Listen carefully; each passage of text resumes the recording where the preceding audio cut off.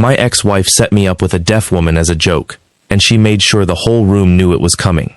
Rachel booked the corner table at the nicest restaurant in town, invited half our old friends to happen to be there, and told them all to watch.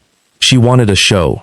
She wanted to see me freeze, fumble, and humiliate myself in front of everyone who used to call us the perfect couple. For 2 years she'd told people I was cold, distant, a man who couldn't connect with anyone, and tonight she planned to prove it. What Rachel didn't know was that I'd spent 6 years of my life as a sign language interpreter before I ever met her. She didn't know there was an entire part of me she'd never bothered to learn. So when that woman walked through the door and every head turned to watch me panic, I lifted my hands and started to sign, and the smile fell right off my ex-wife's face. But nobody in that room, not Rachel, not our friends, not even the woman herself, was ready for what came next. My name is David, 34 years old, divorced 11 months ago after 7 years of marriage that ended with a single sentence Rachel said to her sister on the phone. A sentence she didn't know I heard. She said I was the kind of man who would never let anyone truly in, that I was emotionally unreachable, that marrying me was like loving a closed door. I didn't fight her on it, maybe because part of me wondered if she was right. I showed up to that restaurant in a simple gray jacket, no expectations, no armor. Just a man trying to get through a Friday night. The hostess smiled and walked me to a table near the window. That's when I saw them. Rachel, our old friends, sitting 2 tables away, pretending to study their menus but watching me the way people watch a car that's about to crash. My stomach tightened, but I sat down anyway. Then the door opened. She walked in slowly, confidently, a woman who clearly didn't need anyone to part the room for her. Dark coat, quiet eyes that moved across the space like she was reading it. Her name, I would later learn, was Claire, 31, a ceramic artist who had been deaf since she was 4 years old. She had driven 40 minutes because a mutual contact told her she was meeting someone worth her time. She had no idea she was the punchline.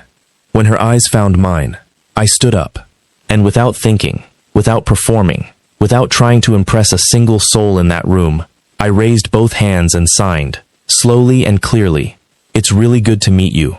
I hope the drive wasn't too bad." Claire stopped walking. Her eyes dropped to my hands, then back to my face. Something shifted in her expression.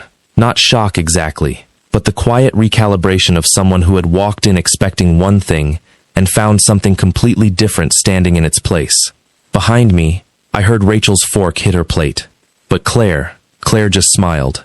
Small, real, the kind of smile that doesn't perform for anyone.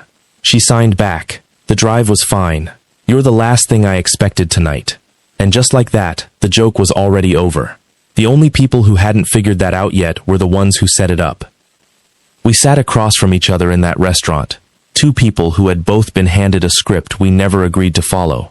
And somewhere between the first cup of coffee and the second, we both quietly threw the script away. Claire ordered chamomile tea. I ordered black coffee. The waiter looked only at me when he spoke, the way people always did when they were with her. Like she wasn't sitting right there. Like she was invisible. Claire noticed. She always noticed. But she didn't flinch. She simply turned her cup slowly in her hands and waited for him to finish, then looked directly at him and pointed clearly to what she wanted on the menu. No frustration. No performance. Just quiet, unshakable dignity. I watched that and felt something move inside my chest. We started talking. Really talking. Not the kind of surface conversation people have when they're trying to impress someone. The kind where you forget there's a room around you. She told me about her ceramic studio, how she could feel the vibration of music through the floor when her neighbor played guitar downstairs, how she had learned to read the energy of a room before she ever read anyone's lips. She said most people thought being deaf meant living in silence. She said silence was actually the place where she heard everything clearest. I leaned forward and signed, "What do you mean?" She smiled and signed back. Hearing people are so busy filling space with noise that they never actually listen.